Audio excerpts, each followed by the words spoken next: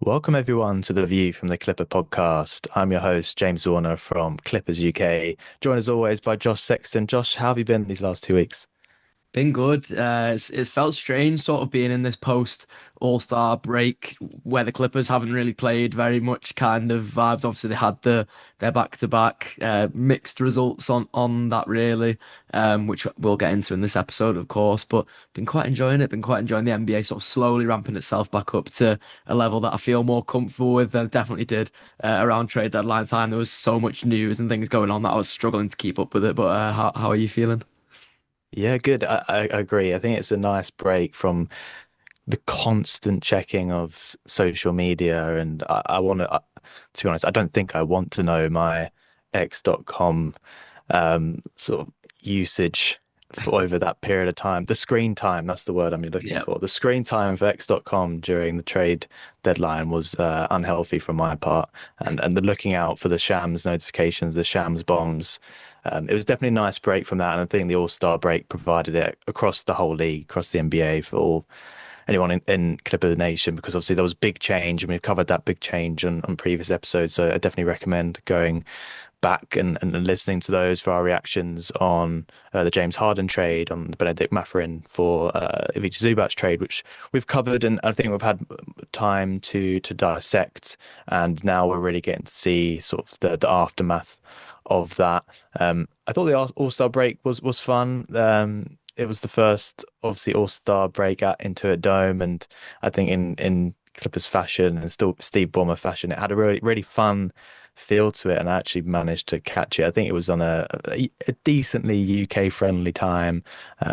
Wanted to start with that, Josh, and see if you managed to catch any of the All-Star game. What do you think of how it presented into a dome, and also obviously Kawhi's performances, because he, if it wasn't for that final game, which I have some thoughts on, I think he would have deserved sort of All-Star MVP. But yeah, what were your thoughts on All-Star break, Josh? Yeah, I liked it. I think it was Ice Cube's son, wasn't it? And I'm not going to give him his full title, but he said that it was like the most Clippers All-Star break ever. And I think most Clippers fans greeted that with like, yeah, it was fun. Like you can, Yeah. moan about the empty seats and things. I think most of those pictures were strategically taken very early on in evenings. If there were empty seats, it was down to ticket prices. Inglewood is a working class area, so I don't think that's like a coincidence that ticket prices are high. Bums might not necessarily be in seats. It's not to say that all Clippers games are full, of course, and there's ticket price issues at Clippers games even. But to call it the most Clippers All-Star break to me was a compliment because it was fun to the point where like I didn't realize the Rising Stars game was going to follow the same format as the All-Star game, and then I woke up on Saturday morning and kind of like regretted the fact that I'd missed Yannick Conan Niederhauser having his big Yeah. game with the Rising Stars, like being able to do that in Intuit Dome and stuff. I felt a bit of regret for missing that for probably the first time ever. I don't think I've ever woke up and thought, "Oh God, I missed that Rising Stars game. What a bad one to miss." Um, Yeah.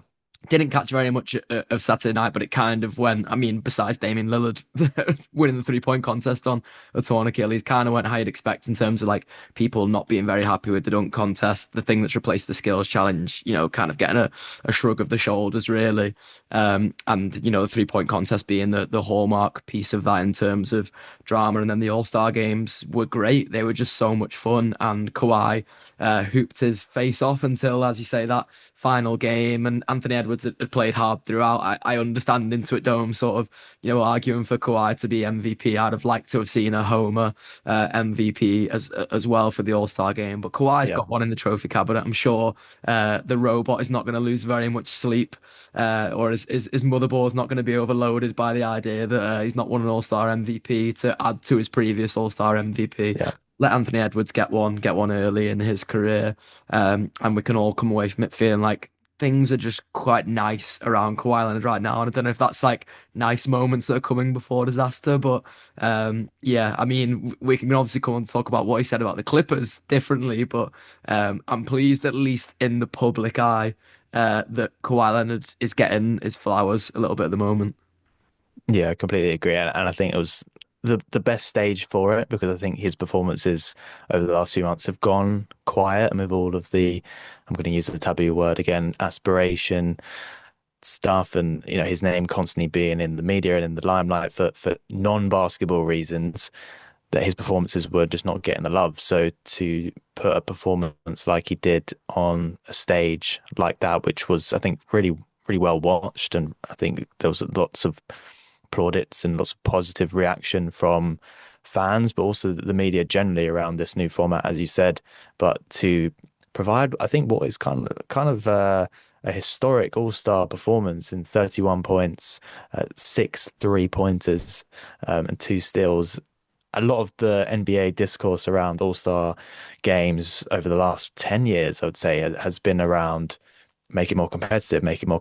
And I don't think there's a better player in the NBA to make the All-Star game more competitive than Kawhi Leonard. And you might say, oh, maybe not so because he doesn't really care, like he doesn't care. But I think that adds to it, and that was kind of the reason he put the performance in he did, because he would treat it like any other game, and you could see that out there, and he wasn't afraid to give it a go. And I do think that energy sort of went through the whole USA Stripes team in that game in particular, and they just kept feeding the ball and he kept making. And I think it was even sweeter that it was at Intuit Dome, and obviously they had the swell, which was filled with Clipper fans who I think, Sounded great and looked great as well. yeah, unbelievable, and an unbelievable initiative from the Clippers and Steve Ballmer to allow for the usual attendees of the swell to go to the game. I think, correct me if I'm wrong, but you had to acquire like a certain amount of points for going to games. So it's the most loyal Clipper fans, and obviously that you've got one of your own, Kawhi Leonard, on the floor with putting on an absolute masterclass in front of the swell.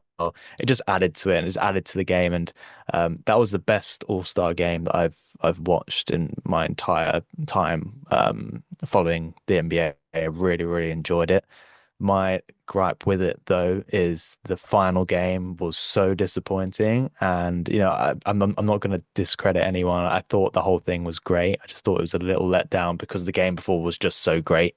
That was just my personal opinion. And it's kind of unfair for like the old team to have to like battle to get into the final and then play the youngest team who'd been sitting whilst they'd been grinding to try and get through. Like, yeah, it just seemed like the USA Stripes team had just sort of given up. Like they'd seen Scotty Barnes running at them and Anthony Edwards sort of running around the court, and they're like, you know what, guys, you have this. This is your time. This is your stage. Like we're fine. We've done this already. So that was the kind of feel, and it was a bit of a disappointing ending. I was kind of hoping for more of the same, but I really enjoyed every minute of it, and yeah, plaudits to Kawhi and everyone involved in that weekend.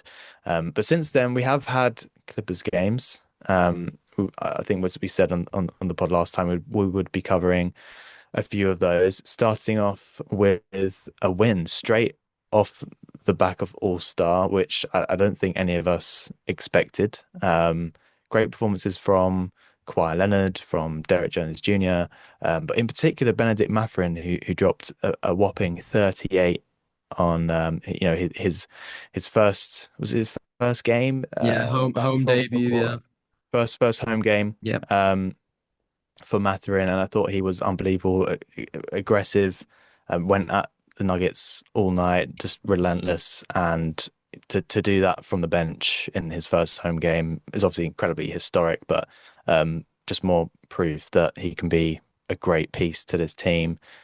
I think this was obviously a very close game, and I think it definitely could have gone either way. And I think that was a theme through a few of the recent games, in that yeah, they were very close and could have gone either way. Just a few shots, went in for us, and a few shots didn't go in for the Nuggets that night. Same way for the other games, which we'll touch on. But what were your thoughts on this Nuggets performance, Josh? Because I was pleasantly surprised to wake up to a dub against Denver, because I think historically they've been a team we have struggled against, particularly in the regular season. yeah. Like, you pleasantly surprised? If you said to me that we'd have split this back to back, I'd have presumed that we'd have beat the Lakers on the second night of it. I don't think that I was expecting us to be able to roll Denver. Like, Denver have got a bit of a worrying statistic that has kind of like developed. I think they may have booked the trend of it last night in their win, but basically they'd lost 7 games in a row against winning teams, and I didn't realize that coming into this. But obviously the Clippers aren't a winning team. It's kind of like the funny thing about this turnaround of the season is that the Clippers still do have a losing record, but you did class the Clippers as one of those teams that is like still trying to win again, sort of ignoring stage left Kawhi's comments from the other day about the championship window being closed, which to be fair, I think some people have overblown a little bit, but maybe we can Mhm. still dissect them later on in the Sure. episode. But um, yeah, I just thought it was a really good performance from the Clippers. Like, there were still question marks that you came away from it with, and there's still question marks that stand to now. Like the 3-point shooting wasn't good that night, only 24% from three, but you get so much production from basically all of the main guys that you expect to get production from in it, and that maybe is sort of overestimating Derek Jones Jr. in terms of how much production that you expect him to give you, but Derek Jones Jr. to me is like that bona fide 3-and-D guard. He's a lob threat as well. He is the sort of player who, again, with only 29% just shy of in this game from three, like it wasn't the sort of 3-point performance you expect him to deliver, but he is the sort of guy who, for Dallas in the past and even at times for the Clippers had the ability to sit in the corner, hit his threes, and if there is the chance to cut, then he is an absolute menace around the rim, and he showed that again in this game with a couple of highlight plays. John Collins, maybe not his best sort of scoring performance of the season necessarily, but still, 5 or 10 from the field, 12 rebounds, like he giving you the sort of numbers that you would, at baseline expect him to give based on what we've seen of John Collins this Yeah. season. So impressive from him once again. Kawhi Leonard, of course, with 23. And I'm kind of saying all that to build up to Mathurin and the shots that he took. But not only that, like the ability to get to the free throw line, I think was the thing that I was most impressed with. One of the things that me and you had talked about in terms of, missing Norman Powell was that the Clippers basically had lost that guy who was get to the paint or die trying. It was like, Yeah. the Norman Powell like traditional move would be fake a 3-pointer. If your guard bites, if the guy who's guarding you bites, then you drive in and you can do whatever you can from there, whether it's to kick it out or whether it's to, get to the rim. And Norman Powell was so good at taking contact around the rim, so good at foul baiting as well. If the guard didn't bite, then go, well, I'm going to punish you and I'm going to hit this three. And that's kind of the way that it felt with Mathurin. He was the best 3-point scorer on the night, besides, I think, Nicholas Batum, who only had 3 attempts.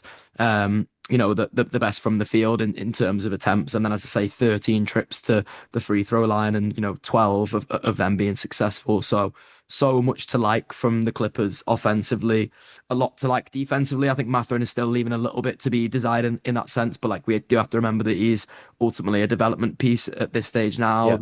Yeah. Um, One of the things that I think Kawhi Leonard's comments do kind of reflect is that yes, the championship window may be closed, but it's only because right now, like there still needs to be some gelling to do with this team. There still needs to be some learning to be done between each other, but also for specific players. And I think Bennedict Mathurin is in the best possible place to do that. And listen, if he's going to give you 38-point performances as the sixth man off the bench, then like that is genuine. Like, we're talking beyond what Lou Williams and Jamal Crawford and stuff used to do for the Clippers. If that's what you can do, if the Clippers do manage to, make a playoff run and Bennedict Mathurin is a part of that, like that serious secret weapon potential. So really enthused by what I saw from him in this first game in particular. Yeah, me too. I couldn't have spoke more highly of Mathurin's performance in this game. I think just pure Hooper vibes, which I think the names you just mentioned there are like the kind of players I just categorize as just pure Hoopers, like not so focused on like the statistical side of the game or the numbers that they put up, but are just scoring threats, constant scoring threats, and may leave more to be desired on the defensive end and other sort of the more intangibles that make like a successful basketball player in modern NBA. But just guys who know how to put the ball in the hoop, and I think there's something really valuable about that. And the Clippers clearly value him. They're giving him a lot of minutes, like despite him being like coming off the bench, he is playing heavy minutes right now. He's even closing, I think majority of the games that he's played. So Ty Lue clearly values him. I think the Clippers clearly want to put a lot of faith and value in him. I think that's all that they can do in order to remain competitive. It's clear with the output. And for example, like this game in particular, I just thought he was really aggressive. The threes he was making, the decision making, getting out in transition, which I think we made a comment on in one of the previous pods, and just being active and just looking to be relentless. I think he's clearly developed that from his days in Indiana and the way that they play. And yeah, just hadn't really seen a player like this since potentially Norman Powell, someone who can just be so quietly efficient with the basketball.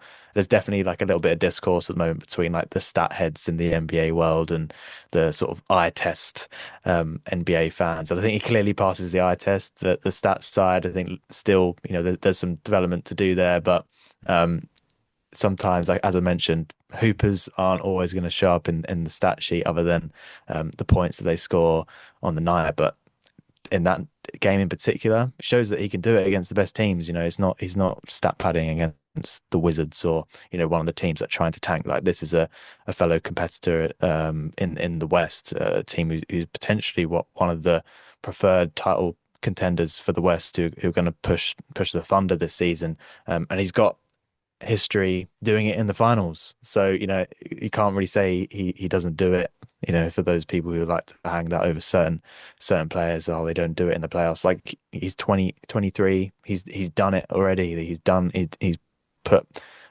great finals performances in, and I can just see that he's a big game player. He needs to develop that consistency, and I think that will just come from time and experience and development. And I think there's a lot of good the Clippers can do with their development coaches with Ty Lue for Mathurin. I think this was obviously his standout game. It was the most points by a player in a Clippers home debut, surpassing Paul George, who had 37, so beat him by 1 point, and that felt particularly good. And yeah, just really really happy for Ben with this game and this performance, and obviously just looking for more of the same. I did want to touch on your points around Kawhi Leonard because I believe it was after the Nuggets game, which was February 19th, that he came out and said that he believes that the Clippers' chances of contending are over for now, and over this season, and essentially just ruling that out completely. Wanted to get your thoughts on that because I think that was a bit surprising. Like, I don't really take Kawhi for a guy who talks, but that I think that was quite a surprising statement. But I think he clearly knows the lay of the land. The Clippers have just traded away James Harden. Like that's not a move a contending team does. I think he recognizes the situation and is just saying it how it is. But I'm keen to get your thoughts, Josh, because I know you've got some that you've mentioned already.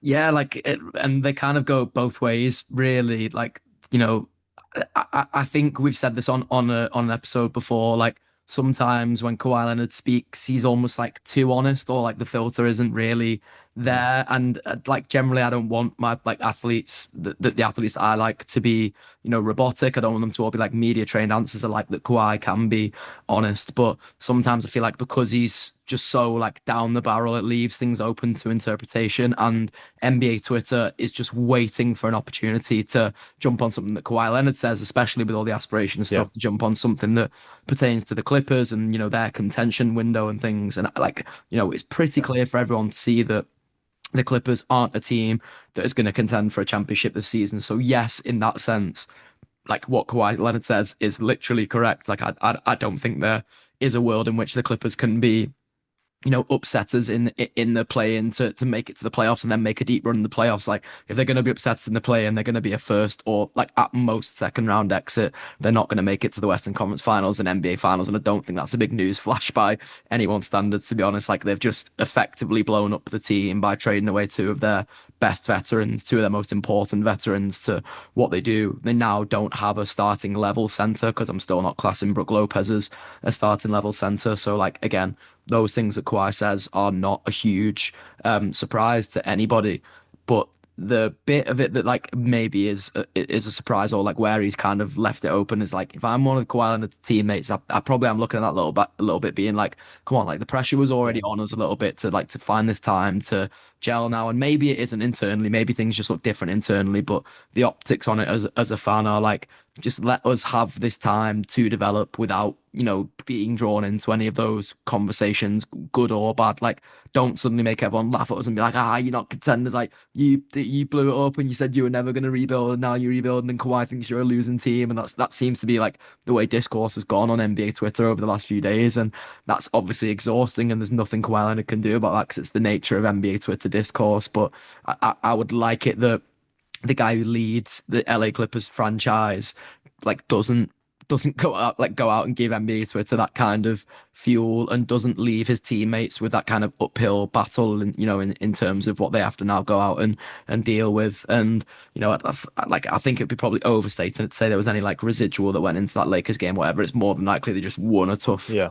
first game of a back-to-back, and then lost the second one, unfortunately, to their crosstown rivals. But I can imagine that there were a few people in the locker room after Kawhi said what he said, either being a bit like, oh, that's why, and like, kind of brush it off in that sense that like Kawhi's just going to do exactly what Kawhi wants to do, or whether there be some who maybe don't know Kawhi as well, who are just going like, why did you have to say that? That's just like at most a bit annoying. Yeah, I think it's clear that he's a little more disillusioned with the Clippers than we originally anticipated. From my opinion, I was thinking, oh, obviously James Harden hasn't won a championship, so like, yeah, I can clearly understand why he would want out. And now that's not to say Kawhi did, I believe Kawhi wants to stay at the Clippers, but like maybe it was probably a bit far for me to think that he's happy with the championships he's won at other franchises. Like clearly he wants to win one in LA. There's no other reason he would play still. Like I think as soon as you lose that, like you're not playing to his levels if that's not your motivation. So he clearly wants to win. He clearly wants to win now with the Clippers. So the fact obviously they've traded who I guess he believes is obviously one of the best players in the NBA for what could be considered two younger players or players who have not similar caliber to James Harden, then that would make you disillusioned.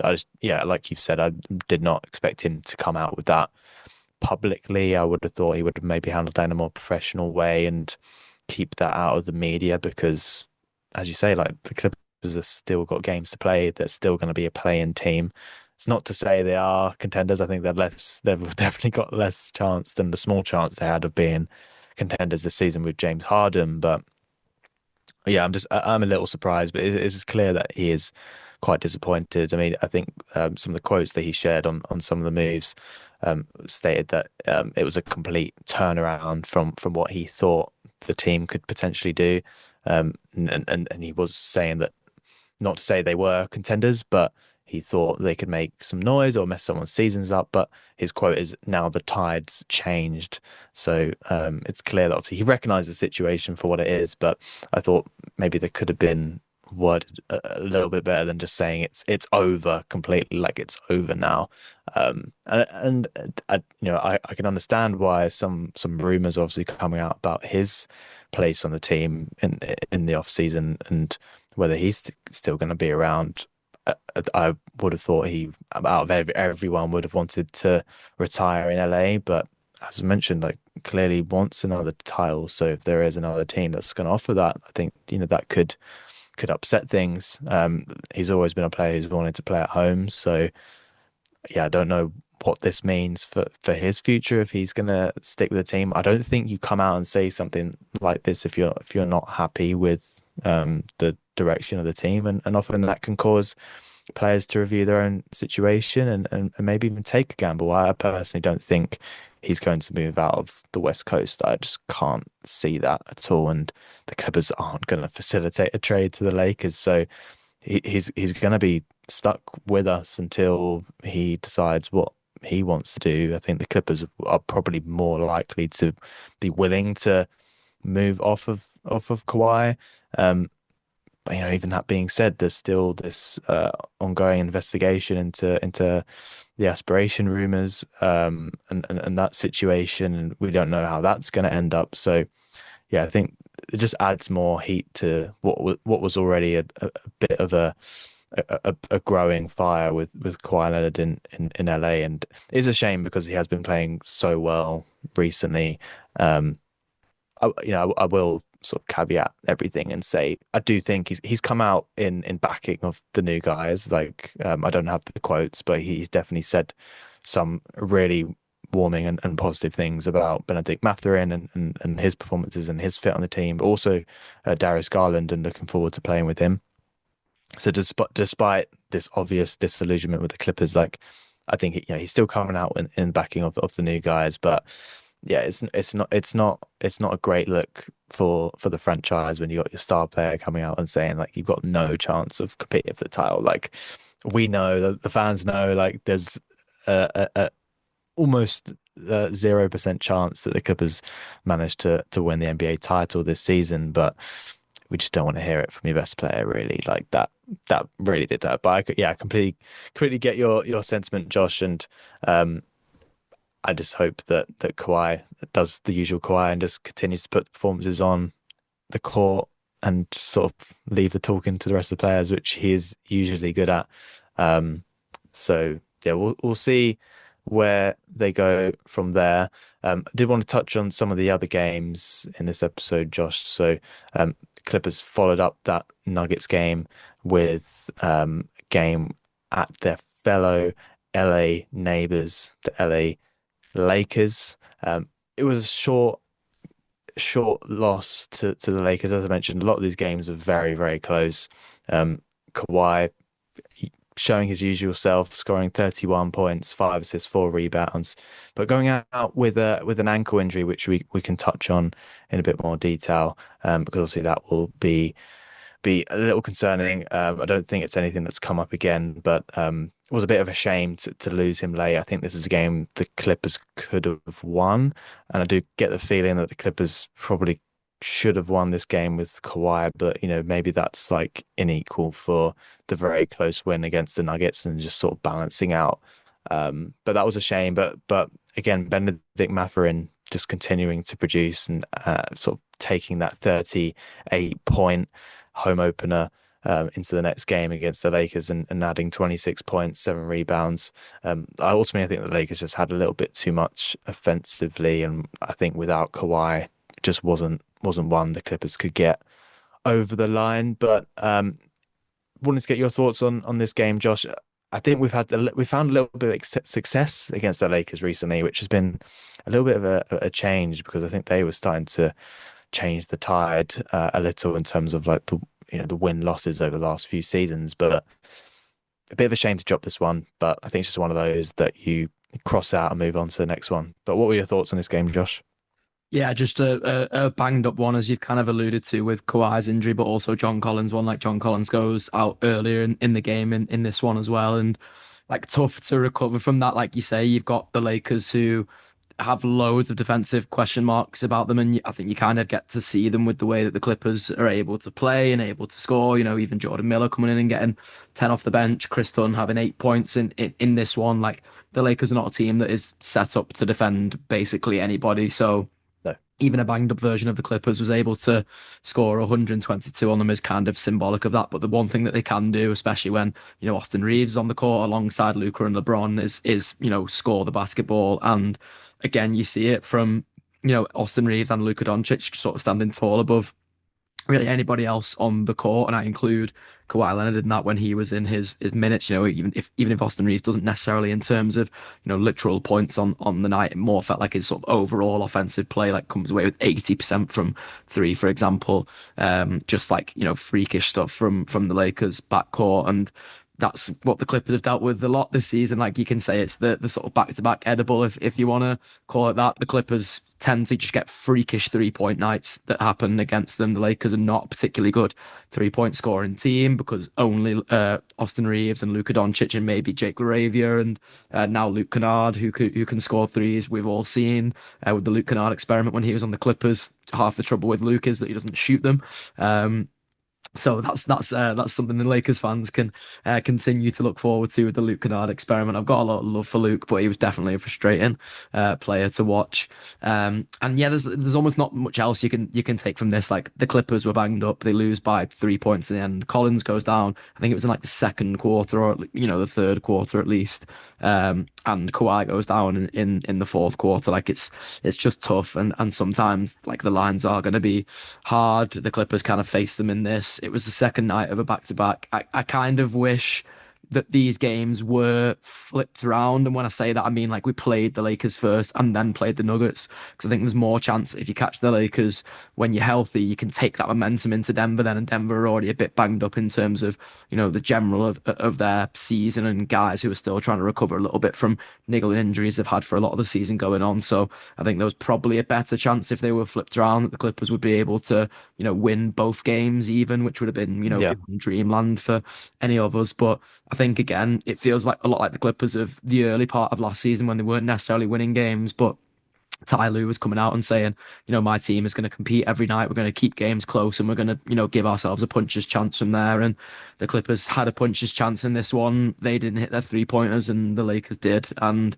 that's kind of the breaks. When I say they didn't hit three pointers, they didn't even shoot them. But the Lakers hit theirs and unfortunately shot them as well, which just made it a tough night for the Clippers overall, especially with the two injuries. Yeah, and sometimes just availability is the best ability, right? So, um, just how it goes in the NBA. Uh, Lakers had Luca, Austin Reeves, LeBron, just all firing. I think LeBron less so on On the this night, firing but even scale. yeah, just Doncic and Reeves on their own, obviously combining for was it 67 points, which is obviously just absolutely crazy. But I think the Clippers almost had that with Kawhi and Mathurin on their own, and you could argue obviously they are really the only sort of consistent scorers on the Clippers at the moment, and the Clippers don't have LeBron James to throw in the mix in this case. So definitely think this is one the Clippers could have easily won if they did have Kawhi, but also John Collins, as you mentioned, who wasn't available in this game. So yeah, it's a tough one, but you just have to move on, take the hits. I think fortunately the Kawhi Leonard injury wasn't anything major, um, and unfortunately was able to contribute to the Magic game, but again, just didn't really have enough in that one. Again, that was a loss, a close loss. Similar very much to the Lakers game.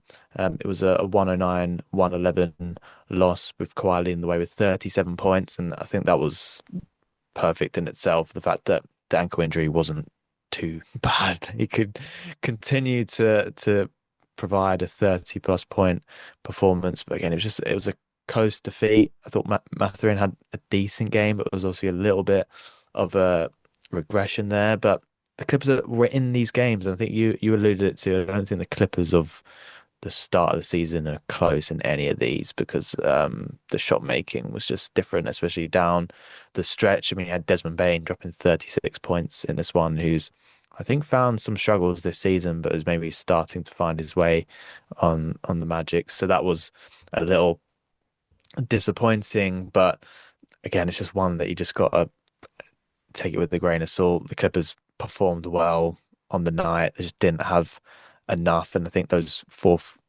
quarter performances from the Magic in particular, and just getting some really clutch buckets down the stretch was just obviously just enough to push them over the line, and they obviously only took the fourth quarter by 3 points in the end. So a really close game.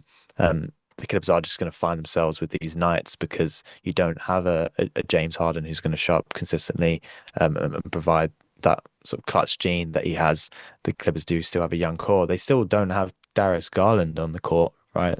Which we touched on at the start of the pod. Has just started 5-on-5 practice. So I think once they can get more firepower in this team, there's clearly like a really good base that they can build off there where they are being competitive, and I think that's all we can ask for. But adding in a Garland will turn more of these games into wins, and I'm looking forward to that. But yeah, what were your thoughts on the Magic game, Josh? Yeah, like another one which just felt like it was a tight loss for the Clippers. Obviously, that Mathurin missed shot in the fourth quarter was one of those that's kind of like a heartbreaker. Like the Magic game of these three was the one that I was definitely expecting us to win. Like the Lakers game could have always been, a bit of a one that's up in the air because the Lakers are a bit up in the air this season, the Clippers are a bit up in the air this season, but the Magic have been really quite bad considering preseason expectations, and to have a chance to win the game through Mathurin, who was on a heater at the time as well, and for the attempt to go long was just was a bit of a heartbreaker, to be honest. But the Clippers gave another pretty good account of themselves on the whole. Again, like the 3-point scoring is just like completely out the window at the moment. The turnovers were a little bit tighter in this game than they've maybe been through the other two games. Like 12 turnovers against the Nuggets and 16 against the Lakers.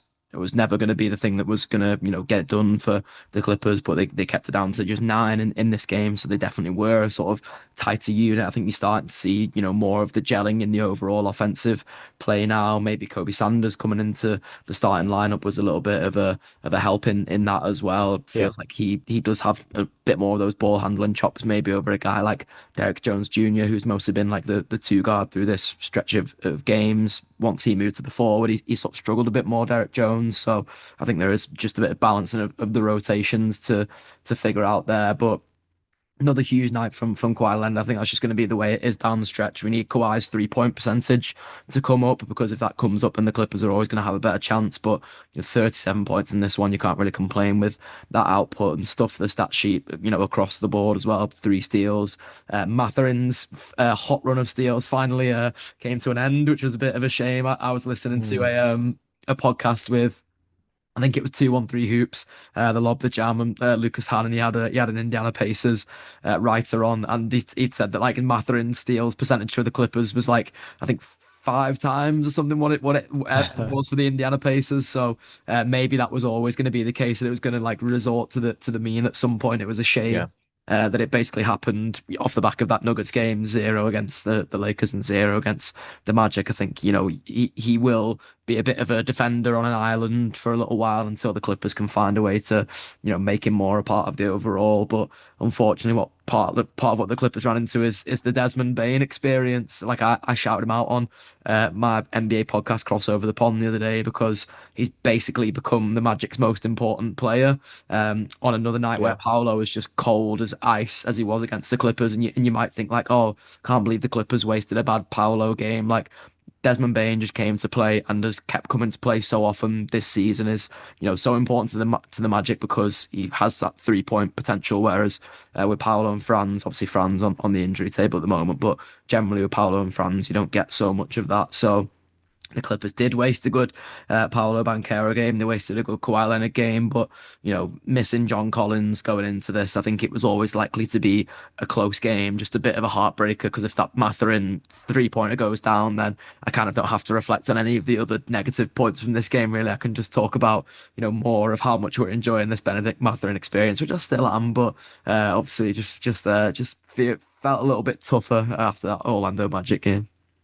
Yeah, and I think we got to remind ourselves that the Clippers, just checking my notes here, the Clippers missed 4 straight shots late in this game, and also had a potential buzzer beater roaming out from Bennedict Mathurin, and also Yannick Conan Niederhauser blocking one of Bane's shots despite his great performance with 8 seconds left. So the Clippers had every chance to do something in this game, and sometimes it just doesn't fall for you. So again, I just want this team just to continue to have opportunities to win basketball games, and so long as that happens, like we clearly have talent to sort of meander around 500 for the rest of the season, which I think is perfect target for the team, and is something that Ty Lue wants to build off of more, and I think they can once Darius Garland is back. And just touch in on Yannick Conan Niederhauser as well. I know we mentioned just before we came on that we wanted to do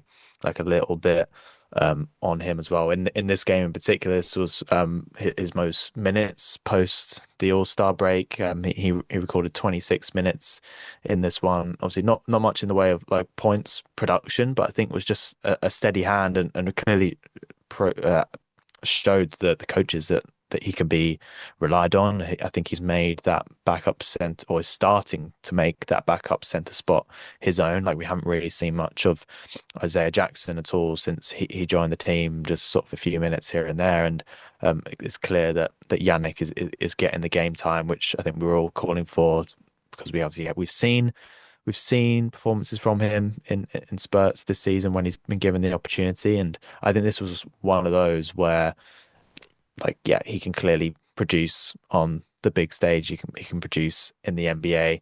Ended up recording 4 blocks on the night, including that one, which really helped the Clippers generate a buzzer beating shot. Ultimately, like that's winning basketball. That's a player who can contribute to winning basketball. So I've been really impressed with him. I feel really happy for him as well because I think, and I'll put myself half in this category of fans who maybe not too pleased with his selection with the draft pick in the draft, but he's clearly proven a lot of the fans who were not happy with it, a lot of media who maybe turned their nose up at it, that he's starting to contribute. As you mentioned, he earned his spot in the Rising Stars game, so yeah, really happy for his development. But what have you made of Yannick, particularly in the post All-Star break, but also in this game because I think this was one of his better performances of the season. Yeah, I think there's definitely like development potential there, and that's the thing that's most exciting to me. Like I've been a little bit frustrated up until the Orlando game that we have seen Brook Lopez getting heavier minutes than Yannick really. Like I'd have liked to have thought that, especially off the back of Kawhi's comments and things like that, the Clippers would almost move into this like phase of wanting to develop players now. In Yannick, one of the things that it seems like they have been able to draft is, a big with freakish athleticism. Like I don't know if you saw that sort of exchange between him and Garland in practice the other day, and then he goes away and just like literally off standing does a through the legs dunk. Like he is an incredible athlete, and that's something the Clippers I think need to tap into. He has 8 rebounds off the bench in this game. Rebounding has been an issue for the Clippers all season really, but especially since we lost Ivica Zubac. Like Brook Lopez leaves so much to be desired in the rebounding stakes. He has basically the odd good rebounding performance whenever he plays a team like the Lakers or the Kings, who just have like old guys with bad shot selection. That's maybe harsh on Austin Reeves and Luka Doncic because their bad shots tend to go in, and they're also not old guys. But there is one old guy with bad shot selection on the Lakers that I can think of specifically. But the Lakers are not a team that's necessarily like following in their shot and looking to like crash the offensive glass. I think a lot of those rebounds just kind of fall into Brook Lopez's hands there, and the Lakers aren't necessarily a big team either. So even the offensive rebounds, you can kind of sneak a couple there. DeAndre Ayton is no level of paint protection on either side of the court, and that's a big issue for the Lakers obviously this season. So I want to see more of Yannick because I want to see more of that. Like start with the rebounding that he brings. I mean, can develop the other things. And I was pleased that he hit a three in this game, and pleased with the nature of how he hit the three, where it's like a handoff from Kawhi, where he's like spread out to the elbow. Like I just thought that was a nice move and a nice way for Yannick to get that shot. It showed like quick trigger, which I think is good. Like it's we've had this with bigs in the past, and I guess even with Zubac, really like the people saying like, oh, we want to see like Zubac shoot a three, and we never did get to see it in the end. I think part of the issue is that, like there's no scenario in a game where I can imagine Zubac being in the corner and being able to get that shot off quickly before any like defender comes over to him. Whereas Yannick was straight into the motion as he received the ball and sort of up him all in one fell swoop. So that's reassuring as well. I don't know if he can be as good on the shooting as Brook Lopez has been. It's basically been the only thing that Brook Lopez has really brought to the table at 35% from three. Otherwise, I've been, mostly very disappointed with him. 1 block a game, you can kind of say is all right too, I guess. But I would expect that Yannick, if he had the minutes, could also finish on at least 1 block a game. So hoping to see loads more of Yannick. As I say, the athleticism feels like an asset to the Clippers from the rebounding point of view, and kind of just let the rest follow and trust in the process of of that and of him in the same way they are with Bennedict Mathurin right now. And, a lot of these things are just going to kind of shake out. Like Kobe Sanders is another one, Jordan Miller. It feels like the Clippers just put trust in those guys. And a lot of those things are like kind of just shaking out now. The odd bad game of some things. And I think that Yannick, even down the stretch in this game, like the floater that he decided to throw up was a bit of a head scratcher. And there was one bad turnover towards the end of the game as well. But that's if I'm really nitpicking. Like otherwise, Yannick was just, he was really, really solid. And would like to definitely see more of him. Yeah, and we need to keep seeing him hit the court. I'm worried about guys like Kobe Sanders and Jordan Miller getting the same level of minutes because Darius Garland does sound like he will return in the next few weeks potentially if all goes well, which we're Sounds like excited he's in a for. race with Jason Tatum, which you weren't expecting. Like I'd have thought Tatum would be long after Garland, but now I think Me Tatum might beat too. him. That is a huge shock as well. But Garland has been popping up at practice, so it seems like it's around the corner. I don't think they put any dates on it, and the Clippers never do. Um, but potentially in the next week, potentially the Pelicans game. Could he get to that? I don't think he's gonna play tonight. The Clippers are due to play the Timberwolves. Let me just check that before I It is, confirm. yeah. Yes, they're playing the Timberwolves tonight, so I think that's too soon, but could definitely see them targeting potentially that Pelicans game or the Warriors game next week if he is feeling better. It's not a serious injury because it sounds like it's more the issue he had last year, which I guess is serious in itself, but it's not something that's needed any like significant medical attention. I think they just wanted to be careful with him bringing him back and not rushing him. He had been playing games before the Clippers traded for him, not too recently, so he should come back. But just linking to my earlier point, yeah, I'm worried about Kobe Sanders and Jordan Miller's minutes. I was very pleased for them both to get standard NBA contracts. I don't know if we covered that in the last pod, I'm but not actually sure if we Jordan, did, no. no, I think Kobe had, but Jordan want to honestly congratulate him because I think that's very well deserved. And I even posted about this and the fact that I think a couple of summer leagues ago, he was asked a few questions about his future, and he said that his number one goal was an NBA standard contract. And two full years later, he's finally got it, and I think it's been incredibly well deserved. That's been a guy who's not given up, continued to show that he can be relied upon and be reliable, and is probably benefiting the most from this transitional period that the Clippers are going through, where they've needed to rely on more homegrown talents of players from their development team and from the G League that they can put in. And that was the guy who's obviously making a name for himself in the G League for a long time before being given this opportunity and proves that it can be done. The Clippers can find talent like this. But yeah, I'm a little concerned that Garland coming back will less than minutes, but we'll have to see what happens there. Can't really judge it until we see him on the floor, which I think is due, as I said, very soon. I mentioned the Clippers are playing the Timberwolves tonight. They then are playing the Pelicans on Sunday night. Then the Warriors on Monday. So back to back there for the Clippers. I don't suppose Garland is going to play both. It will be one or the other. So remains to be seen. Could be a coin toss, but let's see.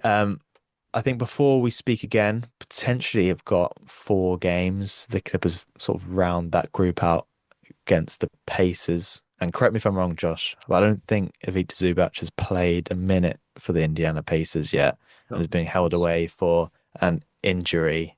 Remains to be seen. The whole tanking conversation is something maybe we can leave for another time because obviously the Clippers have one eye on the Pacers and their performances.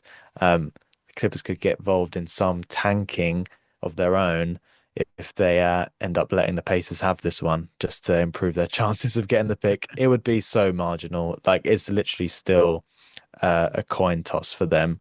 But that's going to be an interesting matchup. Obviously, be Mathurin's return to the Pacers. I don't think we'll see Zoo, but let's see in the next three games if he hits the floor. Kobe Brown has been getting some minutes, so it'll be a Kobe Brown Looking good as return. well, to be fair to him. Yeah, and I think that's probably a team that suits him the way he wants to play. He's physical. He's a bit of an athlete, and yeah, I'm really pleased that he's seemingly obviously taking advantage of the fact the Indiana Pacers are going through a really short-term transitional period. Obviously, they don't have Halliburton. They are clearly in tank mode, and there's been opportunities for all sorts of guys on that team who've come from 10 days to two-way contracts. So yeah, really pleased for Kobe, but it's going to be a return for him on the Wednesday night. So we might record before that. I guess we'll have to see on scheduling next week, Josh. But what are your thoughts on the upcoming potential four games and how the Clippers are going to get on? I think at this point it's easy just to say the Clippers are going to split them because that's just seems to be what they're doing and just really hovering around 500. But yeah, what were your thoughts on upcoming games, Josh? I'd like to think that it can be a little bit easier than just splitting them, to be honest. Like, I would be surprised if they won tonight, but like, that's not to say that it can't happen either. Like, I kind of, there's a world in which I also wouldn't be surprised if I woke up and saw that the Clippers had won another tight one because the Timberwolves still have themselves some question marks about their roster and their sort of championship suitability. I expect that we steamroll the Clippers and, sorry, the Pelicans and the Pacers. Like I would be surprised if those were two games that we don't win. We may well record before that next Pacers game anyway. Yeah. The Warriors is the one that's up in the air, like similar to the Lakers one, really. Like it's the second night of a back to back. I believe I'm right in thinking I always get this wrong Yeah. with times because of the time difference in the UK and the US. But second night with back to back, like traveling to Golden State as well, just seems like a tougher experience for the Clippers, really. So I would like to say that it's like probably a schedule loss rather than like a team that the Clippers would like traditionally lose to because we've got the Golden State Warriors have got so many question marks about them. So feeling like relatively good going into it. I'll be optimistic and predict 3-1 and kind of not say what order that I think that will go in. How are you? How are you feeling? What are you thinking? Are you gonna go with the split? Yeah, I'm gonna go with the split. If I'm a gambling man and going with the split, definitely a win against the Pelicans. That would be horrible if we dropped that, but I could definitely see potential losses to the Warriors and the Timberwolves. Well, I wouldn't be surprised if maybe we got one over the Warriors and ended up going 3-1 in that stretch. I would love it. I mean, I would love it if the Pacers won. I think that would be interesting. That would make an interesting story. Probably the one game that I wouldn't mind the Clippers dropping this season because the more games they win, the better odds the Clippers have of landing that pick. Like I said, it's always going to hover around the 50-50 mark, but I think the Clippers could do with just like a little bit of extra probability in their favor. The Clippers never really have good luck in those sort of instances, but I've been following Indiana's games closely and hoping that they continue to not lose as many. But like I said, it's not going to get any worse than a slightly below 50% chance of the Clippers getting their picks. So Clippers can well do win that game, and yeah, it'll be interesting to see if they bring Zoo back for that game, and it's a Vicha Zubac revenge game. I don't see it, but let's see if he hits the floor between now and then. There was, as we mentioned, some like slight injury updates. So Darius Garland participated in 5-on-5, but he's completely out tonight. So not a chance he hits the floor, but like we said, could potentially come back for at least one of these games, which is going to be great to see. I'm really excited to see him on this team and how he fits in, and I think it's just going to add a complete other dimension. So I'm fingers crossed. I hope we get to talk about Darius Garland next week. That would be really fun. And if not, we will record anyway and give our thoughts on the games. Other than that, John Collins, he practiced today, but apparently he's up in the air for tonight. So I think if he doesn't play, I'm definitely leaning towards more of a loss against the Timberwolves, but we shall see. I think that will do for this week. Thanks as always, Josh, for your time and your input. I've really enjoyed this one. Like I said, I'm looking forward to next week and the probability that Darius Garland will be back remind the people where they can find you and everything you're involved in at the moment?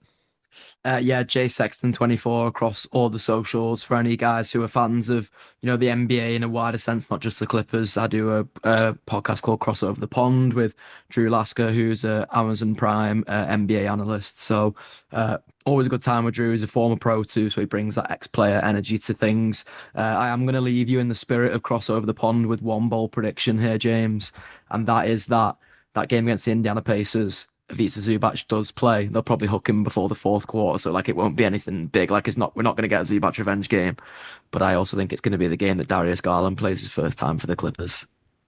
That would be Yeah, a first. really interesting one.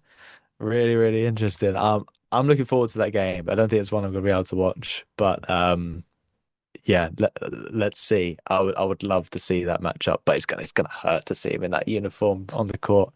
I'm not ready for that, and I'm not ready for that to come against the Clippers. But in Clipper fashion, it probably will happen, and he'll probably do something stupid like another 30-point triple double or 30-point double double. Yeah, something like that. But like the prediction, Josh. Thanks again, as always, and thanks everyone for listening and watching. Make sure to follow the pod on Spotify. Please leave us a rating on Spotify or any of the platforms that you tend to use for your podcasts, and also subscribe to our YouTube channel. Thanks again, and go Clips go.